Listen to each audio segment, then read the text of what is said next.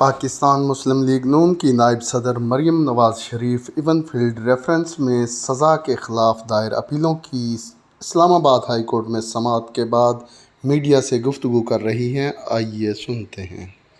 دیکھیں، آج کل یہ جو لفظ ہے نیوٹرل، اس کا بڑا چرچا ہے، اور اس ایک لفظ نے جب سے نیوٹرالٹی کی ہم سن رہے ہیں کہ ہوا چلی ہے، اس ایک لفظ نے کسی شخص کی بالکل ہوا نکال دی ہے۔ بڑا سننے میں آ رہا ہے یہ لفظ، تو مجھے نہیں پتا تھا کہ اس ایک لفظ کی وجہ سے آپ کی پوری 22 سالہ جد و جہد، آپ کی پوری جماعت دھڑم سے زمین پہ آ گری ہے، اور آپ کا جو جماعت کا صرف نیوٹرل کے لفظ سے آپ کی جماعت کا شرازہ بکھر گیا ہے۔ یہ حال تو کبھی میں نے کسی تانگا پارٹی کا نہیں دیکھا۔ یہ تو مطلب آپ نے نیب کو نیوٹرل نہیں رہنے دیا، آپ نے FIA کو نیوٹرل نہیں رہنے دیا، آپ نے جو اینٹی کرپشن ہے اس کو نیوٹرل نہیں رہنے دیا، آپ نے پوری کوشش کی ہے کہ آپ ہمیشہ جو ہے وہ سازش کر کے سامنے آئیں۔ تو کیا آپ چاہتے ہیں؟ آپ یہ بتا دیں کہ آپ کے لیے کوئی آپ کی گنتی پوری کر کے دے؟ تو گنتی تو آپ کی کبھی بھی پوری نہیں تھی۔ گنتی نہ آپ کی 2018 میں پوری تھی، نہ آپ کی گلگت بلتستان کے الیکشنز میں گنتی پوری تھی، نہ آپ کی AJ کے الیکشنز میں گنتی پوری تھی، نہ آپ کے سینٹ کے الیکشنز میں گنتی پوری نہیں ہے، اور آج بھی آپ کی گنتی پوری نہیں ہے۔ تو آپ کیا چاہتے ہیں؟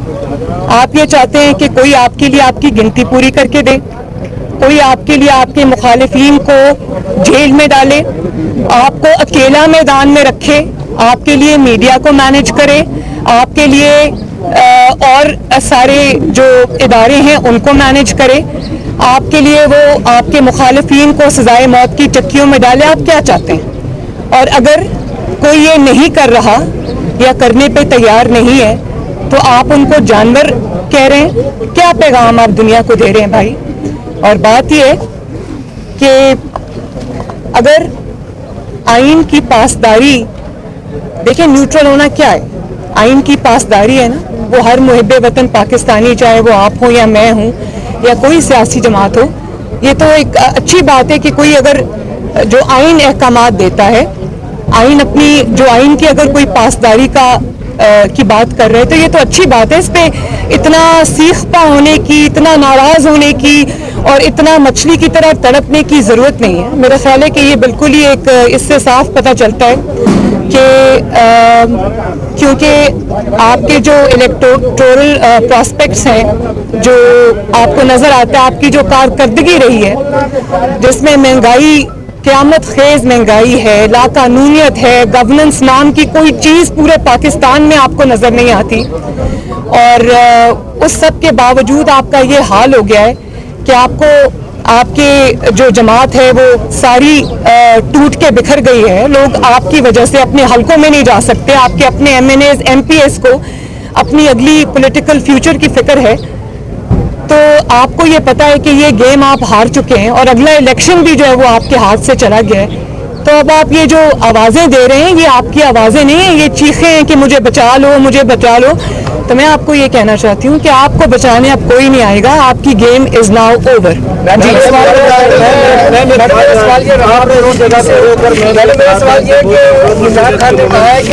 جو ووٹ ڈالنے جائے گا طریقے اس کو 10 لاکھ لوگوں سے گزرنا پڑے گا۔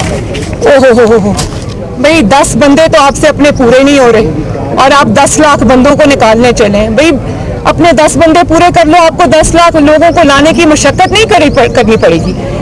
اور کبھی آپ کہتے ہیں کہ میرے خلاف سازش ہو گئی، میرے خلاف انٹرنل سازش ہو گئی، چور مل گئے، ڈاکو مل گئے، سازش ہو گئی۔ پھر جب آپ کو اور کچھ سمجھ نہیں آتی تو آپ کہتے ہیں انٹرنیشنل سازش ہو گئی میرے خلاف، اس پہ بھی ہم ابھی بات کرتے ہیں۔ لیکن بات یہ ہے کہ آپ کے ناک کے نیچے سے آپ کے وزیر اعظم کی کرسی پہ موجود ہونے کے باوجود آپ کی پوری پارٹی آپ کے ریت کی طرح کھسک گئی ہے، نکل گئی ہے ہاتھوں سے۔ تو آپ کس کو الزام دے رہے ہیں؟ اگر آپ نے کچھ پرفارمنس دکھائی ہوتی، عوام کا خیال رکھا ہوتا، آپ نے کوئی عوام کی بھوک افلاس کے بارے میں سوچا ہوتا महंगी चीनी, महंगा आटा, महंगी बिजली, महंगी दाल, महंगा तेल, महंगा पेट्रोल, महंगा डीजल, उसके बारे में आपने कीमतों के बारे में कभी सोचा होता तो आपको आज ये दिन ना देखना पड़ता। और बात यह है कि कभी आप उनको कहते हैं, अपने मेंबरान को आप कहते हैं कि बिक गए। मैं ये पूछना चाहती हूँ, और आप वो कहते हैं कि हमने खरीदे हैं। भाई जो पहले ही पार्टी से निकलने को खरीदा तो उसको जाता है, जिसके बारे में कोई हो कि वो अभी डिसाइड नहीं कर पा रहा, जो पहले अपना माइंड बना के बैठे हुए हैं, जो आपके वजीर आजम होते हुए आपको छोड़ के जा रहे हैं, उनको खरीदने की क्या जरूरत है? तो ये अगर आपको आईने में अपना चेहरा नजर नहीं आता तो मैं आपको आपका चेहरा दिखा देती हूँ। अभी सेनेट के इलेक्शंस को कोई ज्यादा वक्त नहीं गुजरा, किस तरह आपने अपनी माइनॉरिटी को मेजॉरिटी में बदला। सेनेट में अपोजिशन की मेजॉरिटी थी, आपकी माइनॉरिटी थी, किस तरह आप सेनेट में जीत गए? उस वक्त क्या किया था आपने, जरा काइंडली बताएं। उस वक्त क्या खरीदो फरोख्त की थी, या आपने उस वक्त कोई प्रेशराइज किया था अपने मेंबरान को और अपोजिशन के मेंबरान को, या उस वक्त आपने हॉर्स ट्रेडिंग की थी? और अगर वो उस वक्त जायज़ थी तो आज आपको क्या इशू हो रहा है? और आप कभी उनको कह रहे हैं कि ये लोग बिक गए, कभी वो उनको लोटे कह रहे हैं, कभी कुछ कह रहे हैं, और साथ ही आप एक उनको कहते हैं कि आ जाओ मैं माफ़ कर दूंगा। तो आप हाथ जोड़ रहे हैं उनके सामने। वो आपको देखिए, वो जितने भी पॉलिटिकल लोग होते हैं, चाहे वो MNAs हों, MPAs हों, उनको अपना पॉलिटिकल फ्यूचर देखना पड़ता है। और मैं कभी कभी कुदरत पे हैरान होती हूँ, अल्लाह ताला के जो काम है उस पे हैरान भी होती हूँ। जिस नवाज शरीफ को आपने कहा कि उसकी सियासत ख़त्म हो गई, उसको आपने जेलों में डाला, आपने उसकी बेटी को जेलों में डाला, उसकी पूरी जमात को जेलों में डाला, सजाए मौत की चक्कियों में आपने डाला, और आज उसी नवाज शरीफ ने बाहर बैठ के आपके घर में घुस के आपको मारा है। तो ये जो आपको ये जो इबरत का निशान आज आप बने हुए हैं, आपको आज एक एक दो दो सीट्स वालों के घर के पास जाके उनके दर पे हाजिरी देनी पड़ रही है। तो मुझे वो वक्त भी याद आता है जब कोयटा में हजारा बरादरी लाशें रख के अपने सामने बैठी हुई थी और आपको आवाज दे रही थी। आप उनके हुक्मरान थे, जाली सही लेकिन आप उनके हुक्मरान थे। मैं वहां गई, मैंने देखा पूरे पूरे खानदान उजड़ गए थे, दफनाने वाले कोई नहीं बचे थे। वो लाशें आगे रख के आपको बुला रहे थे और आप कह रहे थे कि मैं लाशों से ब्लैकमेल नहीं होऊंगा। मरी में लोग मनो बर्फ तले दब गए, कोई नहीं पहुंचा उनकी हालत जार पूछने के लिए, आवाम को देखने के लिए। तो ये तो आपका हाल था, तो आप तो ब्लैकमेल नहीं होते थे। आज आप एक एक दो दो सीट्स वालों के दर पे जब मैं आपको सर झुकाते देखती हूँ तो मुझे बड़ा अल्लाह ताला का खौफ आता है। आप आज मकाफाते अमल का शिकार हुए, किसी साजिश का शिकार नहीं हुए। अपने तकब्बर का, अपने गरूर का, अपने बड़े बोलों का शिकार हुए। और फिर आप कहते हैं कि आपके खिलाफ इंटरनेशनल साजिश हुई है। मैं आपसे ये पूछना चाहती हूँ कि किसी मुल्क को आपके खिलाफ साजिश करने की जरूरत नहीं है, आप खुद ही अपने लिए काफी हैं। मुझे पहले ये बताएं कि अब आपको आज याद आ गया कि इंटरनेशनल साजिश हो रही है आपके खिलाफ और दूसरे मुल्क इन्वॉल्व हैं आपके खिलाफ साजिश करने में, और आप कहते हैं कि हम खुद मुख्तार हैं। कल आपने भारत की तारीफ भी की, खुद मुख्तारी की, और मैं क्योंकि खुद मुख्तार हूँ, मेरी खुद मुख्तार एक फॉरेन पॉलिसी है तो उसकी सजा मुझे मिली है। तो मैं आपको आईना दिखाना चाहती हूँ और मैं आपसे ये पूछना चाहती हूँ कि अभी कुछ देर पहले तो आप बाइडन साहब की कॉल का इंतजार कर रहे थे और पूरी कोशिशें कर रहे थे कि वो किसी तरह आपको कॉल कर लें, और वो कॉल जब नहीं आई तो आपको खुद मुख्तारी याद आ गई। अभी चंद महीने पहले की बात है कि जब आप अमेरिका गए थे, वहां से वापसी पे जब आप कश्मीर का सौदा कर आए थे तो आप कह रहे थे कि मुझे आज ऐसे लग रहा है कि मैं वर्ल्ड कप जीत के आया हूं। तो उस वक्त आपकी खुद मुख्तारी कहाँ सो रही थी? तो किसी को आपके खिलाफ साजिश करने की जरूरत नहीं है। और ये जो साजिश वाला प्रोपेगेंडा है ना, ये आप ना करें। लोग हंसते हैं आपके ऊपर, आपकी ना अहली, आपकी ना लायकी, आपकी ना समझी, आपकी ना आकबत अंदेशी की वजह से पाकिस्तान में आज हर मुल्क जो है वो उसको आपने नाराज कर दिया। पाकिस्तान के दोस्त ममालिक जो हिस्टोरिकली आपके दोस्त रहे, आज वो भी आपसे नाराज बैठे, क्योंकि आपको पता ही नहीं है कि मुल्क किस तरह चलाया जाता है, फॉरेन पॉलिसी किस चीज का नाम है। اور کس طرح آپ نے ایک ایک گن کے میں آپ کو گنوا سکتی ہوں کس طرح آپ نے تعلقات خراب کیے ہیں. دوسرے ملکوں نے آپ کو تحائف دیے, آپ ان کو جا کر 5 ملین ریال میں بیچ آئی, تو آپ پاکستان کی کیا تصویر لوگوں کے سامنے پیش کر رہے ہیں؟ اور آج اگر آپ اپنی ناکامی, نالائقی, ناعاقبت اندیشی کو اگر آپ سازش کا نام دیں گے تو دنیا ہنسے گی. آپ مریم صاحبہ, آپ کے وزیر داخلہ تھے تو نثار علی خان وہ بنی گالا پہنچے ہیں لیگ لے کے, اور کہا یہ جا رہا ہے کہ نون لیگ کے بعد MPs ان کے ہاتھ میں ہیں. پنجاب کی صورتحال کیا ہے؟ اس کے بعد بڑی مزے کا خیز بات ہے. اور سوال جی. اچھا میم, آپ نے جگہ کھڑے ہو کر یہ کہا تھا کہ پاکستان کے اندر ووٹ آف نو کانفیڈنس کی موومنٹ ہوتی ہے, وہ بغیر کسی مدد کے کامیاب نہیں ہوتی, مدد کے بغیر نہیں لاتی. اور آج جو طریقے پر سماعت پیش کی گئی ہے, کیا یہ بغیر کسی کی مدد کی آئی ہے؟ بغیر کسی کی مدد کے کامیاب نہیں ہو سکتی, نیوٹرلٹی سے بھی کامیاب ہو سکتی ہے. جی میڈم یہ بتا دیں پنجاب بنانے کے لیے آپ رضامند ہیں؟ یہ تو اب ڈیسیجن صرف میرا تو نہیں ہے, یہ تو سب بیٹھیں گے, اپوزیشن پارٹیز بیٹھیں گی. نواز شریف صاحب, شہباز شریف صاحب جو کہ ہماری جماعت کے صدر ہیں, یہ سب کے ساتھ مل کے یہ فیصلے ہوں گے. انشاءاللہ جلدی آئیں گے. میڈم یہ بتا رہے ہیں ایسے وقت میں آپ عدم اعتماد کی تحریک لا رہے ہیں جب حکومت اپنی اہلی کی وجہ سے سب کچھ کھو بیٹھتی ہے, تو کیا وجہ کہ کیا کسی طریقے عدم اعتماد لا کر آپ عمران خان کے سیاسی شہید تو نہیں کر رہی, اور نیوز پہ طلعت حسین صاحب کے پروگرام کی وجہ سے ان کی بندش بھی شروع کر دی گئی ہے اس وقت؟ دیکھیے, بندش یہ اس طرح سے لوگوں کو چپ کرانے کے, زبردستی ڈرانے دھمکانے کے تو دن گئے. اب تو عمران خان صاحب کے حساب کتاب کا اور ان کی بندش کا وقت ہے, اب تو اس کی خیر منانی چاہیے. دوسرا جو آپ نے سوال کیا, دیکھیں 4 سال بہت ہوتے ہیں پرفارمنس دکھانے کے لیے, اور اگر آپ یہ سمجھتے ہیں, آپ اس دن تقریر میں عمران خان صاحب کو سن رہی تھی, وہ یہ کہہ رہے تھے کہ احمقانہ باتیں آج کل وہ کرتے ہیں, اور ایک ایک بات سے ان کا ڈیفیٹسٹ مائنڈ سیٹ جو ہے وہ جھلکتا ہے, اور ان کی جو تقاریر ہیں وہ ایک ہارے ہوئے شخص کی تقریر ہوتی ہے. اس میں کبھی وہ مذہب کارڈ استعمال کرتے ہیں, کبھی سازش کارڈ استعمال کرتے ہیں, کبھی وہ کرپشن کارڈ استعمال کرتے ہیں. تو ان کو یہ پتہ ہونا چاہیے کہ عوام نے ان کو ریڈ کارڈ دکھا دیا ہے, اب ان کے حساب دینے کا وقت ہے, اب ان کے الزام لگانے کا وقت نہیں ہے. اور جو بات آپ نے کی کہ دیکھیں, اگر وہ یہ سمجھتے ہیں کہ ان کو شہید ہونے کا موقع مل جائے گا, تو وہ جو عوام کے نمائندے ہوتے ہیں, انہوں نے عوام کی خدمت کی ہوتی ہے.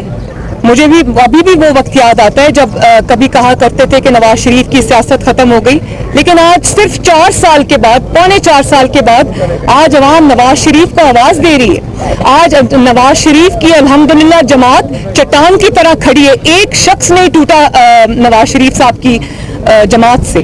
اور مجھے وہ وقت بھی یاد آتا ہے, دیکھیں نواز شریف صاحب کے ساتھ بھی زیادتیاں ہوئی ہیں, ان کو بھی اس کی بہت بڑی پولیٹیکل اور پرسنل کاسٹ دینی پڑی ہے, لیکن کبھی انہوں نے تہذیب کا دامن, تمیز کا دامن ہاتھ سے نہیں چھوڑا. انہوں نے کبھی جلسوں میں کھڑے ہو کر یہ دھمکیاں نہیں دی کہ میں بہت خطرے ناک ہو جاؤں گا. انہوں نے کبھی یہ نہیں کہا کہ اب میں خطرے ناک ہو جاؤں گا تو میں چھوڑوں گا نہیں. اور مجھے پتا ہے کہ یہ دھمکیاں وہ اپوزیشن کو نہیں دے رہے, کیونکہ اپوزیشن نے تو ان کا عتاب جو ہے, ان کا جو ظلم ہے, ان کے مظالم ہے, ان کو 4 سال برداشت کیا ہے, پھر بھی کھڑے رہے. یہ دھمکیاں وہ کسی اور کو سنا رہے ہیں. آپ سمجھتے ہیں عمران کمزور ہو گیا؟ اور دوسری بات یہ کہ کوئی ان کو یہ سمجھانے والا بھی نہیں ہے کہ گریس انڈر پریشر کیا ہوتی ہے. مطلب ہم بھی انہی مرحلوں سے گزر کر آئے ہیں, لیکن کبھی گالم گلوچ نہیں کی, کبھی زبان درازی نہیں کی, کبھی بازاری زبان استعمال نہیں کی, کبھی بہتان نہیں لگایا, اصول پر بات کی ہے, فیکٹس پہ بات کی ہے. اور آپ جب تقریر کرنے کھڑے ہوتے ہیں تو آپ مذہب کا نام لیتے ہیں, کبھی آپ نے ریاست مدینہ کا نام لیا, اور آپ نے عوام کے اوپر بدترین مظالم ڈھائے, اور اب آپ کہتے ہیں کہ امر بالمعروف. امر بالمعروف کا مطلب ہے کہ نیکی کا حکم دو, اور نہیں عن المنکر کہ آپ برائی سے روکو. تو آپ نے جو اپنے جلسے کا نام رکھا ہے امر بالمعروف, تو میں آپ سے یہ پوچھنا چاہتی ہوں کہ آپ کون سی نیکی ہے, کون سی اچھائی ہے جس کا حکم دے رہے ہیں لوگوں کو؟ کیا آپ لوگوں کو یہ بتا رہے ہیں کہ آپ نے جو آٹے کی قیمتیں, چینی کی قیمتیں, ڈیزل کی قیمتیں, پیٹرول کی قیمتیں, تیل کی قیمتیں, سبزیوں کی قیمتیں, دال کی قیمتیں, دوائیوں کی قیمتیں آپ نے آسمان پر پہنچا دی ہیں, تو کیا اس اچھائی میں آپ کا ساتھ دیں؟ یا آپ کھڑے ہو کر جب جلسوں میں بدتمیزی کرتے ہیں, بدتہذیبی کرتے ہیں, अपने मुखालिफिन को नाम ले लेके बुलाते हैं। कभी मौलाना फजल रहमान साहब एक सीनियर सियासतदान हैं, आप उनके मुखालिफ बात कर सकते हैं, उनके खिलाफ बात कर सकते हैं, आप उनके ऊपर सियासी बात कर सकते हैं, लेकिन जिस तरह आप खड़े होकर इल्काबात से नवाजते हैं तो आपको वो हदीस नहीं पता। एक हदीस ये भी है, या कन्वीनियंटली आपने वो चीज़ याद मज़हब के लिबादे में अपनी बदतमीज़ी को उड़ाना है, तो वो भी एक हदीस है कि नाम लोगों के नाम रखने से और उनको इल्काबात से नवाजने से मना किया है, तो वो आप कन्वीनियंटली भूल जाते हैं। बिलावल को आप कहते हैं कि उसकी उर्दू अच्छी नहीं, उसकी आप नकलें उतारते हैं, मस्खरे लगते हैं आप जब ये काम करते हैं। तो क्या लामहला आपके दिमाग में ये बात नहीं आती कि जो शख्स ये भी सल्लल्लाहु अलैहि वसल्लम नहीं कह सकता, जो शख्स रूहानियत को रूहानियत कहता है, जो शख्स खातमुन नबीयीन अपने हल्फ में नहीं कह सकता, उसको क्या ये हक हासिल है कि वो दूसरों पे तनकीद करे? बल्कि जो आपने कल्चर बदतमीजी का, बदतहजीबी का पाकिस्तान के अंदर इंट्रोड्यूस कर दिया है, मैं बतौर माँ अपनी पाकिस्तान की माँओं से ये गुजारिश करती हूँ कि आजकल जब एक ज़हनी तवाज़न ख़राब शख्स अगर टीवी पर आकर बदतमीजी करता है और बदतमीजी की तरगीब देता है, तो अपने बच्चों को काइंडली वहाँ से उठा दिया करें कि हम नहीं चाहते कि हमारे बच्चों के अंदर ये कल्चर जो है वो सरायत करे। मैम ये बताइए कि तहरीक इंसाफ का मीडिया सेल जो रियासती इदारों के खिलाफ आज प्रोपेगेंडा कर रहा है, इस पर आप क्या कहेंगे? देखिए, मैंने पहले भी इस बात का जवाब दे दिया, मैं एक दफ़ा फिर से जवाब दे देती हूँ कि अगर न्यूट्रल का मतलब ये है कि आपकी अब मदद को कोई नहीं आ रहा और न्यूट्रल का आप ये मतलब निकाल रहे हैं कि वो सब आपको आके बचाएं, तो देखिए न्यूट्रल होने का मतलब इसी की जिद्दोजहद हमने भी की है।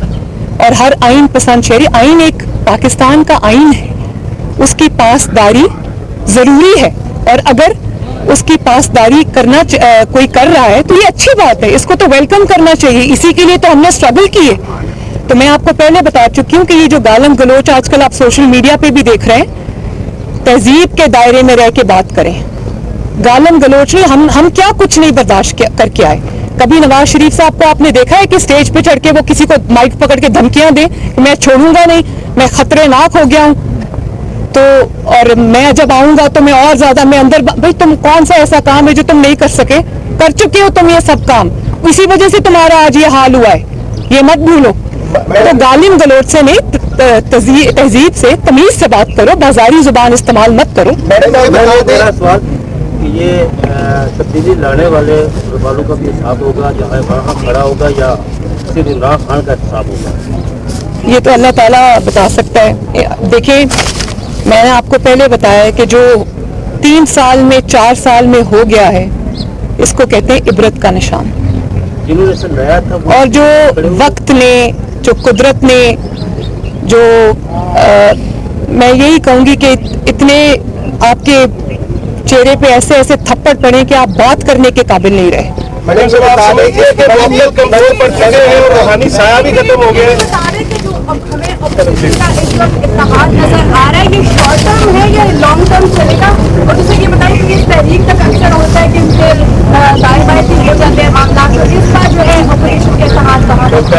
देखिए, प्राइम नवाज शरीफ साहब ने, मैं PDN की मीटिंग में मौजूद थी जब उन्होंने ये कहा कि पोलराइजेशन सोसाइटी में बहुत, पॉलिटिकल पोलराइजेशन बहुत बढ़ गई है और हमें सब जमातों को साथ लेकर चलना है और हमें सबको सियासी धारे में, कौमी धारे में लाना है।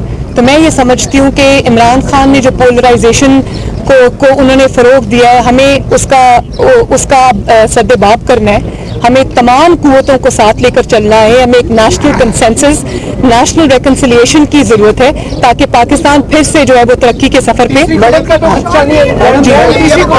ये बता दें कि क्योंकि इलेक्शन का भी अब दौर शुरू हो जाएगा, अगली वज़ीर आज़म किसको देखनी है, मरियम नवाज, बिलावल भुट्टो या कोई नया चेहरा? मैंने आपको इसका जवाब दिया है जी। और कोई सवाल है?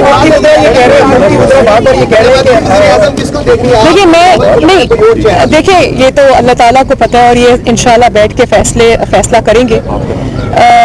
हमारे कैंडिडेट तो शहबाज शरीफ साहब हैं और मैं जो बात अभी करना चाहती हूँ वो ये है कि देखें, अभी मुझे पता चला है कि अब कोर्ट में भी अपोजिशन गई है आज सुप्रीम कोर्ट में और ये डिले करना चाहते हैं। तो देखें, आइन कोई मोम की नाक नहीं है जिसको आप अपनी हुकूमत बचाने के लिए, अपना इक़्तिदार बचाने के लिए आप कभी इधर मोड़ दें और कभी इधर मोड़ दें। आइन में साफ तौर पर लिखा है कि तहरीक अदम एतमाद जमा होने के बाद 14 दिन के अंदर अंदर इजलास बुलाया जाना चाहिए। तो 14 दिन तो 22 मार्च को पूरे हो जाते हैं और उसके बाद 7 दिन के अंदर अंदर आपको वोटिंग करानी। अब देखिए, आप, मुझे नहीं पता आप टाइम क्यों बाय करना चाहते हैं। तो आइन ना समझने की, आइन की बात ना मानने की, आइन के अहकामात ना मानने की सज़ा एक ही है और वो है आर्टिकल 6। तो मैं अदालतों की तरफ भी देख रही हूँ कि इस शख्स को आइन का हुलिया बिगाड़ने से, अपनी हुकूमत को बचाने की खातिर इससे रोका जाए और ये एक प्रेसिडेंट ना सेट किया जाए जो कि पाकिस्तान के लिए अच्छा नहीं है। मैडम, किसी हुकूमत के आने का इम्कान तो नहीं। और दूसरी बात ये कि मैं इस्लामाबाद की इंतज़ामिया को भी ये कहना चाहती हूँ कि एक ऐसा शख्स जो कि अब हार चुका है और पाकिस्तानी अवाम के निशाने पर है, ऐसे शख्स के अहकामात बजा ना लाएं और खामखा इस सारे जो आईनी और कानूनी प्रोसेस में बिल्कुल भी जो है वो इंटरफेयर ना करें, वरना उसके कॉन्सिक्वेंसेस होंगे।